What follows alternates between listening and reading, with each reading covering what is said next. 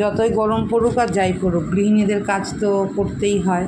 তো আমিও সেই গরমের মধ্যেই কাজ করছি। আর কি বলো তো, আমার না কোনো বিরক্ত নেই। গরমের মধ্যে একটু গরম লাগে ঠিকই, কিন্তু জানি তো কাজকর্মগুলো সবই করে নিতে হবে। তো করে নিলাম, বৃহস্পতিবারে পুজো করে নিয়েছি। করে নিয়ে একটু পাখার মধ্যে বসেছিলাম, বসে নিয়ে তারপরে একটু প্রসাদ আর একটু শরবত খেয়ে নিয়েছি।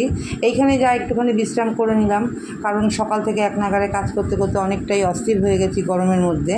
আর কি, গরমটা না থাকলে কোনো ব্যাপার না, পরপর কাজগুলো করা যায়। তো এখানে একটুখানি বসে নিয়ে বিশ্রাম করেছি আর একটু শরবত খেয়ে নিলাম।